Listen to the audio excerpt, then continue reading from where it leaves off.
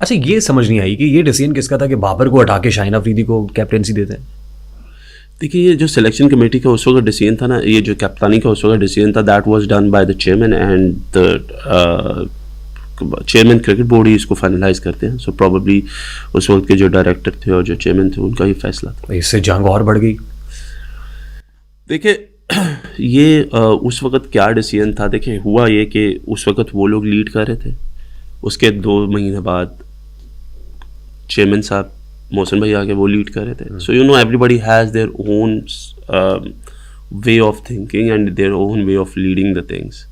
हालांकि नकवी साहब को मैं ऑन रिकॉर्ड यहाँ पे फिर दोबारा कह देता हूँ कि उन्होंने कहा था कि सिलेक्शन कमेटी जो बेहतर समझती है वो करे. तो उस वक्त सिलेक्शन कमेटी ने ये बेहतर समझा. पॉलिटिकल डिसीजन था. पॉलिटिकल डिसीजन तो था ही नहीं. पॉलिटिक्स का तो कोई काम ही नहीं. शाहीन शाह अफरीदी के जो ससुर है आप हंस रहे हैं इसके ऊपर. नहीं, देखिए मुस्कुराहट है. देखिए, Shaheen is a great chap, is a great fellow. ठीक है. आई बिलीव के ही हैज़ अ लॉट. उस वक्त भी जो उनसे बात की गई थी दैट इज़ ऑन रिकॉर्ड कि उनको यही कहा गया था, he came out of an injury, और उसके बाद उनको यही कहा गया था कि यार आप क्योंकि हमारे मेन बॉलर हैं and we expect a lot from you because you are the match winner for us. और अगर हम आपके ऊपर एक्स्ट्रा लोडिंग कर देंगे या क्योंकि क्रिकेट इज़ ऑल ओवर, उस पर हमारी उससे बात हुई थी. Yes, that was up to him whether he accept that और he does not accept that, that is his call. लेकिन जो इधर से बेहतर समझा गया था सिलेक्शन कमेटी की तरफ से, वो उसको हम लोगों ने ज़रूर कन्वे कर दिया था. इतने क्विक चेंजेस कि पहले चेंज करते हैं फिर हटा देते हैं, फिर बाबर वापस आते हैं, फिर उसके बाद देखिए बाबर ने फिर इसको देख के तो बाबर ने स्टेप डाउन किया. बाबर को हटाया नहीं गया. Babar step down himself. He was forced to step down. No, he wasn't forced to step down. He wasn't. ये बाबर का एक अपना डिसीजन था. ठीक. उस वक्त एक डिसीजन आपने लिया और हम वर्ल्ड कप में जा रहे हैं, हम यूएस से हार जाते हैं. Mohammad Rizwan out of from blue, Imad Wasim retirement lease, फिर वापस आते हैं वर्ल्ड कप खेलने के लिए. आई मीन ये दोस्ताना था आपका, आप बहुत पसंद करते थे इमाद वसीम को और मोहम्मद आमिर को, और आप चाहते थे कि वो खेलें. देखिए, फिर आप मुझे कह रहे हैं कि मेरा डिसीजन था. पहले तो हम इस चीज़ को क्लियर कर लें, it wasn't my decision at all. This is what critics से. नो, क्रिटिक्स को कहने से क्या फ़र्क पड़ता है. आप मेरे से पूछ रहे, मैं आपको कह रहा हूँ डिसीजन ही नहीं था. Now what. अब मैं आपको स्टोरी लाइन दोबारा ले जाता हूँ वापस. ठीक है. इमाद वसीम ने रिटायरमेंट दे दी. उनकी एक ट्वीट भी आई थी, ही was not completely mentally fit, तो ही रिटायर्ड फ्रॉम दिस. आमिर ने एक रिटायरमेंट पहले दी हुई थी. ठीक है. हफीज़ भाई कोच आए, डायरेक्टर है, सॉरी कोच नहीं है, डायरेक्टर है.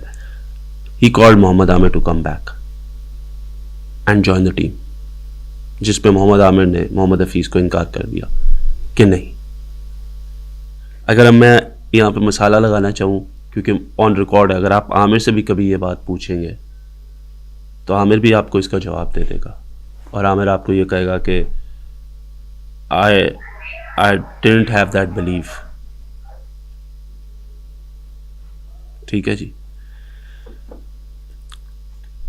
शाहीन शाह अफरीदी कप्तान थे. शाहीन शाह अफरीदी ILT खेल कर आए. उन्होंने आके मुझे कहा कि मुझे इमाद वसीम चाहिए क्योंकि मोहम्मद नवाज़ उस वक्त अच्छा नहीं कर रहे थे. तो उन्होंने कहा कि ILT खेल के आए, इमाद परफॉर्म गए. तो उन्होंने कहा मुझे ILT में आते साथ मेरी उससे एक मीटिंग हुई और उसने कहा कि मुझे इमाद वसीम चाहिए. सो मैंने कहा यार देखो, एक बंदा रिटायरमेंट दे के जा रहा है और वो वापस आएगा, how would you handle the team and how would you handle the people and all that stuff. के जी एक टूर के बाद आप हार गए तो उसके बाद आप, क्योंकि हम लोग को में हार बर्दाश्त ही नहीं है. आपको टीम को डेवलप करना है ना, डेवलपमेंट की फेज़ पे जाते हो आप.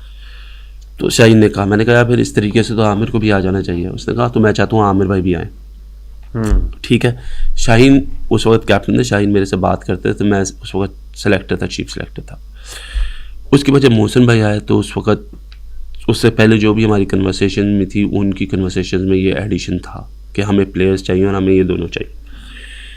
जब मोहसिन भाई आए, नकवी साहब आए, चेयरमैन साहब, तो वहाँ पे बैठे हुए थे हम रूम में, वहाँ पे इमाद वसीम ने ऑलरेडी परफॉर्म कर दिया हुआ था, PSL का फाइनल का man of the match, quarter final का और सेमीफाइनल का, 3 मैचों में वो डायरेक्टली था। PSL is your best cricket. आप वहाँ से ही लड़कों की पिछले एडिशन से अगर आप देखें, शाहनवाज दानी वहाँ का प्रोडक्ट, मोहम्मद अली वहाँ का प्रोडक्ट, आप जिसको देखते जाएंगे वो वहाँ से पीछे 4-5 साल से जो भी परफॉर्म करता था, सिलेक्शन कमेटी भी उसको टीम में ले आती थी। तो हम बैठे हुए थे, तो वहाँ पे इसका केस डिस्कस हुआ। केस मैंने डिस्कस नहीं किया, बल्कि नकवी साहब को ये बताया गया कि वहाब रियाज खिलाफ था इमाद वसीम के, इस वजह से इमाद वसीम ने रिटायरमेंट ले ली। अब नकवी साहब के सामने जब ये बात हुई, उन्होंने मुझे कहा हाँ, मैंने कहा सर ऐसी बात नहीं हुई, मैं तो उन लोगों में से था जो उसको सपोर्ट कर रहा था, और मैंने उसको बहुत वो चीज़ें ऑफ़र की जो कि किसी और को नहीं थी। आप पूछ लें, आपके ये जो 2 लोग हमारे साथ और भी थे उस रूम में, मैं उनका नाम नहीं लूँगा, आप इनसे पूछ लें। और उस वक़्त मैंने कहा कि sir he is a good player, अगर वो करना चाहता था, the only concept is this कि आप टीम में आके हाउ वुड इट रिएक्ट कि जी एक बंदे ने पिछले टूर पे रिटायरमेंट लिया और अगले टूर पे वो वापस आ गया। उन्होंने कहा I want the best players, उससे बात की जाए, अगर वो खेलना चाहता है, लेकिन he will plays on the term and conditions of Pakistan cricket team. अच्छा, इमाद वसीम से मेरी कोई नेगोशिएशन नहीं की मैंने। इमाद वसीम और मोहम्मद आमिर से मेरी नेगोशिएशंस हुई नहीं। किसकी हुई? एक डायरेक्टर है उनकी हुई। डायरेक्टर हैं या थे? हैं। उनकी नेगोशिएशंस हुई। वो उन्होंने नेगोशिएशंस की। वाला साहब तो नहीं? नहीं, उन्होंने नेगोशिएशंस की, मैं आपको बता रहा हूँ, क्योंकि बात जब की गई तो उनको ड्यूटी दी गई कि ठीक है, क्योंकि बात भी उनकी तरफ से ही आई थी, तो ड्यूटी भी उन्हीं को दी गई कि आप नेगोशिएट करें। ठीक। उस पे इमाद ने अपनी रजामंदी दी और फिर आमिर से मेरी बात हुई तो आमिर ने भी अपनी रजामंदी दी। ठीक है जी।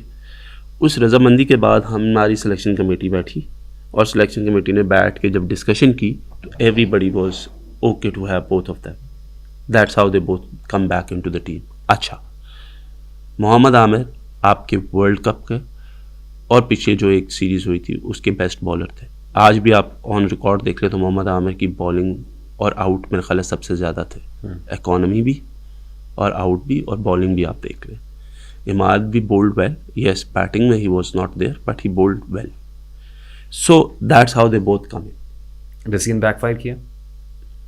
Counter productive? नहीं, काउंटर प्रोडक्टिविटी इसलिए नहीं क्योंकि I was managing the team at that particular time. I didn't see those guys going from here to there in any point of time और ब्लेमिंग ईच अदर। उनको बाबर्स के साथ issue थे लेकिन they were all resolved and there was no discussion about anything. I think उनका जो conduct था दैट वाज। ये किसका डिसीजन था कि यूएस के अगेंस्ट मैच में जो सुपर ओवर है वो आप team management and rightly so I believe कि ठीक है उस मैच में उसको 17 हो गया, राइटली सो आई बिलीव के, क्योंकि उससे पहले अगर आप देखें तो जो उसने सेकंड लास्ट ओवर और आखिरी 2 ओवर की हैं उसमें अगर आप उसकी बॉलिंग देख लें तो ही हार्डली कंसीडर्ड रन्स। अच्छा, ये समझ नहीं आई कि ये डिसीजन किसका था कि बाबर को हटा के शाहिन अफरीदी को कैप्टेंसी देते हैं? देखिए, ये जो सिलेक्शन कमेटी का उस वक्त डिसीजन था ना, ये जो कप्तानी का उस वक्त डिसीजन था, that was done by the chairman and the chairman cricket board ही इसको फाइनलाइज करते हैं। सो प्रॉबेबली उस वक्त के जो डायरेक्टर थे और जो चेयरमैन थे उनका ही फैसला था। इससे जंग और बढ़ गई।